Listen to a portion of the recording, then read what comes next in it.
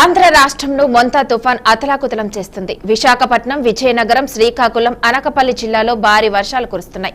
చెన్నైకి 420 కిలోమీటర్లు, కాకినాడకు 450 కిలోమీటర్లు, విశాఖకు 500 కిలోమీటర్లు, గోపాల్పూర్కి 600 కిలోమీటర్ల దూరంలో కేంద్రీకృతమై ఉందని ఐఎండీ తెలిపింది. ఇది క్రమంగా ఉత్తర వాయువ్య దిశగా కదులుతూ తీవ్ర తుఫానుగా బలపడిందని అధికారులు తెలిపారు.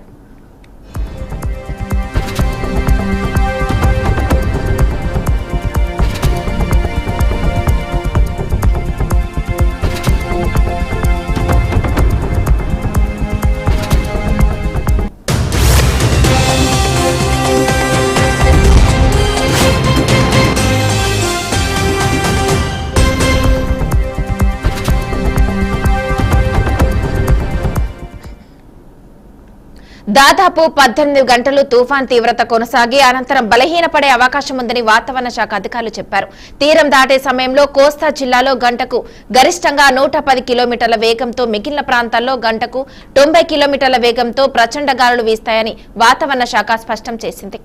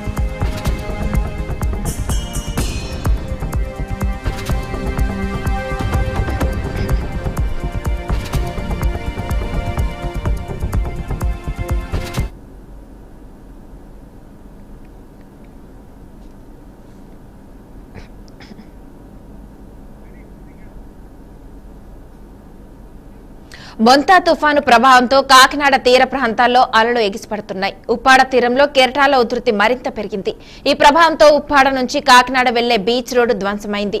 దీంతో ఆ ప్రాంతంలో రాకపోకలు నిలిచిపోయాలని అధికారులు తెలిపారు. మరోవైపు ఉప్పాడ తీరం కోతకు గురవుతుందని, అక్కడ దెబ్బతిన్న కొన్ని గృహాలు కూలేందుకు సిద్ధంగా ఉన్నాయని అధికారులు వెల్లడించారు.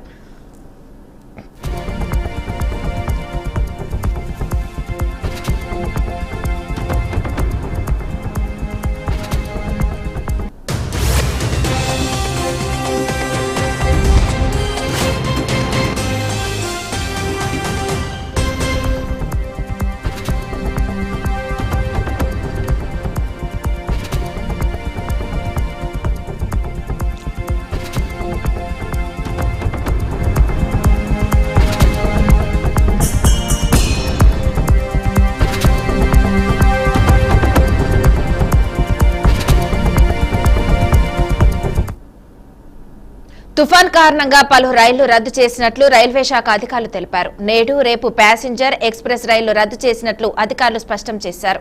విజయవాడ, కాకినాడ, భీమవరం, ఒంగోలుతో పాటు హైదరాబాద్ కు నడిచే రైళ్లను కూడా రద్దు చేసిన దక్షిణ మధ్య రైల్వే తెలిపింది. వివిధ రాష్ట్రాల నుంచి విశాఖ వెళ్లే పలు రైళ్లు కూడా రద్దు చేసినట్లు చెప్పింది. విశాఖ మీదుగా వెళ్లే 29 రైళ్లు రద్దు చేసినట్లు దక్షిణ మధ్య రైల్వే వెల్లడించింది.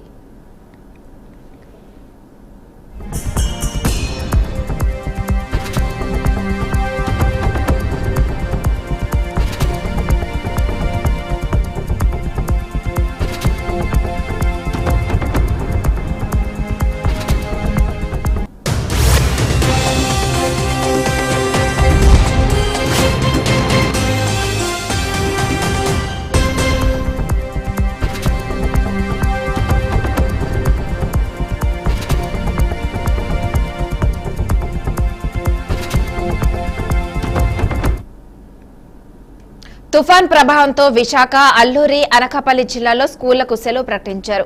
విశాఖలోని ప్రముఖ పర్యాటక ప్రాంతాలను తాత్కాలికంగా మూసేశారు. కైలాసగిరి జిప్ లైనర్, రోప్వే సేవలను కూడా నిలిపివేసినట్లు అధికారులు తెలిపారు. అరకు లోయలోని ప్రముఖ పర్యాటక కేంద్రాలను కూడా అధికారులు మూసేశారు.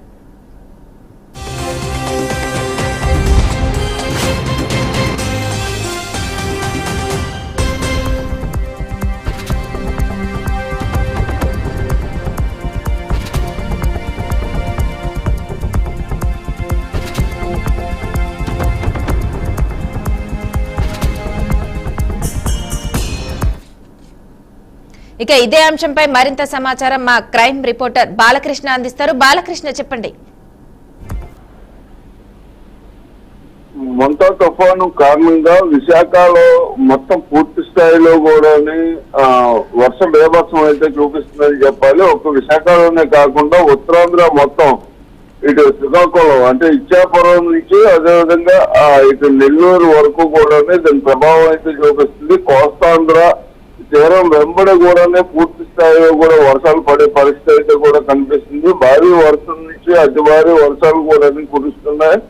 నిన్నటి నుండి కురుస్తున్నటువంటి వర్షాలకు ఇటు ఉత్తరాంధ్ర ప్రాంతంలోని లోతట్టు ప్రాంతాలన్నీ జలమయం అవడమే కాకుండా వాగులు వంకలు అన్ని కూడా మొత్తం పొంగి పొందుతున్నాయని కూడా చెప్పొచ్చు.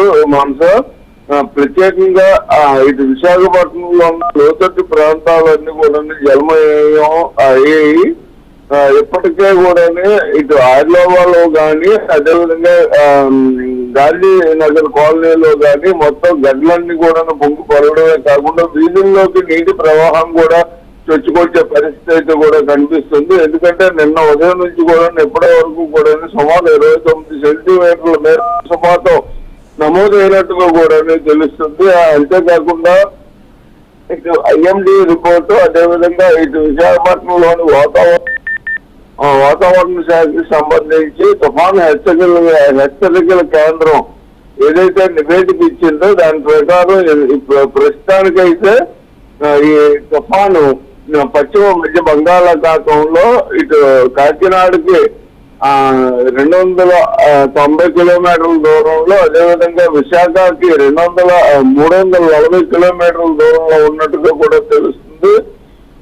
రేపు తెల్లవారి 5, 6 ఆ ప్రాంతంలో తీరం దాటే అవకాశం ఉంది. ఇటు కాకినాడ అదేవిధంగా మచిలీపట్నం మధ్య తీరం దాటే అవకాశం ఉంది. తీరం దాటే సమయంలోని దీని ప్రభావం చాలా ఎక్కువగా ఉంటుంది. తీవ్ర వర్షపాతంతో పాటు ఇటు పెనుగాలులు వీచే అవకాశం ఉంది. ఇటు చెట్లు కానీ అదేవిధంగా విద్యుత్ స్తంభాలు కానీ నేల కొరికే అవకాశం కూడా కనిపిస్తున్న నేపథ్యంలో ఇటు మొత్తం ప్రభుత్వ యంత్రాంగం అంతా కూడా మొత్తం సమాయత్తం అయ్యింది. ఇప్పటికే పూర్తి స్థాయిలో కూడా మొత్తం ప్రభుత్వ యంత్రాంగం అంతా కూడా అన్ని ఏర్పాట్లు చేసింది. ఇటు 9 జిల్లాలకు సంబంధించి అజయ్ జైన్ ఎవరైతే ఉన్నారో స్పెషల్ సిఎస్ ఆయన ప్రత్యేకంగా కూడా పర్యవేక్షిస్తున్నారు. ఇటు విశాఖలోనే మొత్తం ఉండి మొత్తం ప్రస్తుత పరిస్థితిని అంచనా వేయడమే కాకుండా స్థానికంగా ఉన్నటువంటి కలెక్టర్లతోటి అదేవిధంగా జేడీలతోటి అప్పటికప్పుడు వీడియో కాన్ఫరెన్స్ నిర్వహిస్తూ ప్రస్తుత పరిస్థితి ఏ విధంగా ఉంది, ఎక్కడ ఎటువంటి అవాంఛనీయ సంఘటనలు జరుగుతున్నాయి దానిపైన కూడా ఒక అవగాహన తీసుకురావడమే కాకుండా ప్రజలను అప్రమత్తం చేయడం, మొత్తం ప్రజలు ఎవరిని ఇళ్లలో ఉండాలి తప్ప బయటకు రాకుండా ఉండేందుకు హెచ్చరికలు జారీ చేయాలి. అవసరమైన మేరకు ఎక్కడికక్కడ మొత్తం కమాండ్ కంట్రోల్ రూమ్లు ఏర్పాటు చేయడం కూడా జరిగింది. ఇప్పటికే కంట్రోల్ రూమ్ నెంబర్లు కూడా ఇప్పుడు ప్రస్తుతానికి ప్రజలందరికీ అందుబాటులో ఉండే విధంగా కూడా వాట్సాప్ ద్వారా కూడా మెసేజ్లు పంపించడమే కాకుండా ఇటు ఏదైతే వీడియో వ్యవస్థ ఉందో దాని ద్వారా సోషల్ మీడియా వ్యవస్థ ఏదైతే ఉందో దాని ద్వారా కూడా ప్రజలందరికీ కూడా సమాచారం ఇవ్వడమే కాకుండా ఎక్కడికక్కడ మైకిల్లో అనౌన్స్మెంట్ చేయడం, ఇటు పోలీసు సిబ్బంది అంతేకాకుండా రెవెన్యూ సిబ్బంది మొత్తం అందరూ కూడా అప్రమత్తంగా ఉన్నారు. అంతేకాకుండా లోతట్టు ప్రాంతాల్లో ఉన్నటువంటి మత్స్యకారులు ఎవరైతే ఉన్నారో మత్స్యకారులు అందరినీ కూడా ఇక్కడి నుంచి బయటికి అంటే వాళ్ళు ఉన్నటువంటి ప్లేస్ నుంచి పునరావాస కేంద్రాలకు తరలించే ప్రయత్నంలో మొత్తం ప్రభుత్వ యంత్రాంగం కూడా నిమగ్నమైందని చెప్పాలి. ఇప్పటికే కూడా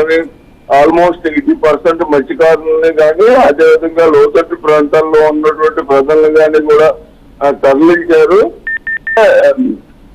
ఈ రోజు సాయంత్రం నుంచి రేపు సాయంత్రం వరకు కూడా ఈ బేభత్సం కూడా అంతేవిధంగా గాలి కూడా ఎక్కువ కూడా ఉండే అవకాశం ఉంది. సుమారు 100 నుంచి 120 కిలోమీటర్ల మేర గాలులు పెనుగాలు వీచే ప్రమాదం ఉందని కూడా ఇటు తుఫాను హెచ్చరికల కేంద్రం ఇప్పటికే కూడా హెచ్చరికలు జారీ చేసింది. ఈ నేపథ్యంలో ఇటు తీర ప్రాంతంలో ఉన్నటువంటి జిల్లాలు ఏవైతే ఉన్నాయో కోస్తాంధ్ర జిల్లాలు కానీ తీర ప్రాంతంలో ఉన్న జిల్లాలన్నీ కూడా అప్రమత్తంగా ఉండాలి. అంతేకాకుండా ప్రజలు ఎవరు బయటకు రాకుండా మొత్తం టవర్స్ కింద కానీ అదేవిధంగా చెట్ల కింద కానీ ఎవరు ఉండొద్దు కూడా ఇప్పటికే ప్రభుత్వం హెచ్చరికలు జారీ చేయడం జరిగింది. అంతేకాకుండా ఎప్పటికప్పుడు పరిస్థితిని ఇటు ముఖ్యమంత్రి చంద్రబాబు నాయుడు కానీ అదేవిధంగా డిప్యూటీ సీఎం పవన్ కళ్యాణ్ కానీ ఇటు అధికారులతో అదేవిధంగా మొత్తం ప్రభుత్వానికి సంబంధించి సిఎస్ ఎవరైతే ఉన్నారో చీఫ్ సెక్రటరీలు అదేవిధంగా ప్రత్యేక అధికారులు ప్రత్యేక అధికారులతోటి కలెక్టర్లతోటి మొత్తం ఎప్పటికప్పుడు మాట్లాడి పరిస్థితిని సమీక్షిస్తున్నారు. అంతేకాకుండా మొత్తం ఎక్కడా కూడా ఎటువంటి అవాంఛనీయ సంఘటనలకి తావు లేకుండా విద్యుత్తు తాగునీరు అదేవిధంగా అవసరమైన చోట్ల ఇటు పునరావాస కేంద్రాలు ఏవైతే ఉన్నాయో అక్కడ ఫుడ్ సప్లై చేయడానికి సివిల్ సప్లై డిపార్ట్మెంట్ కూడా అందుబాటులో ఉంచారు. ప్రతి జిల్లా కలెక్టర్లు కూడా మొత్తం ఉద్యోగస్తులు సెలవులు ఎవరైతే ఉన్నారో సెలవులన్నింటిని కూడా రద్దు చేసి ఇమీడియట్ గా డ్యూటీలో జాయిన్ అవ్వాలి. అంతేకాకుండా ప్రతి ఏవైతే సిబ్బంది కానీ అధికారులు కానీ ఉద్యోగస్తులు మొత్తం అందరూ కూడా జిల్లా కేంద్రాల్లోనే మండల కేంద్రాల్లో అందుబాటులో ఉండాలంటూ కూడా ఇప్పటికే ఆదేశాలు కూడా జారీ చేయడం జరిగింది. ఎన్డీఆర్ఎఫ్ అదేవిధంగా ఎస్డీఆర్ఎఫ్ ఎటువంటి అవాంఛనీయ సంఘటనలు చోటు చేసుకున్నప్పటికీ కూడా ఎదుర్కొనేందుకు సిద్ధంగా ఉండేందుకు ఎన్డీఆర్ఎఫ్ ఎస్డీఆర్ఎఫ్ బృందాలను కూడా మొత్తం కోస్తాంధ్ర తీర ప్రాంతంలో ఉన్నటువంటి జిల్లాలన్నింటిలో కూడా తరలించి వాళ్ళందరినీ సిద్ధంగా ఉంచారు. ఇప్పటికే కాకినాడలో పరిస్థితి చూసుకున్నట్టయితే దారుణంగా ఉందని చెప్పాలి. అలలు ఉమ్మెత్తిన ఎగిసిపడుతున్నాయి. అదేవిధంగా విశాఖలో కూడా సుమారు 3 నుంచి 4 మీటర్ల ఎత్తున అలలు ఎగిసిపడే పరిస్థితి కూడా కనిపిస్తుంది. ఇటు మత్స్యకారులందరూ కూడా ఏవైతే బోట్లు ఉన్నాయో బోట్లన్నింటిని కూడా ఒడ్డుకు తీసుకొచ్చి మొత్తం కట్టి ఉంచే పరిస్థితి ఉంది. అయితే ఈ తుఫానికి ఆ బోట్లు ఏమవుతాయని మత్స్యకారులందరూ కూడా ఆందోళన పడే పరిస్థితి కూడా కనిపిస్తుంది.